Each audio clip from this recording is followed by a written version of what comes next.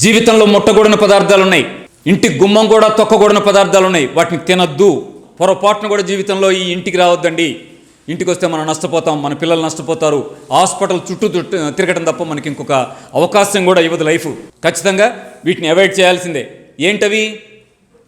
Form కోడిగుడ్డు తినద్దు, form కోడి మాంసం తినద్దు, బాయిలర్ కోడిని అమ్ముతున్నారుగా తినద్దు, పాకెట్ పాలు తాగొద్దు, అయోడైజ్డ్ ఉప్పు వాడద్దు, కృత్రిమంగా జీన్ మాడిఫై చేసి చెరువుల్లో పెంచుతున్న పెంపకపు చేపలు తినద్దు.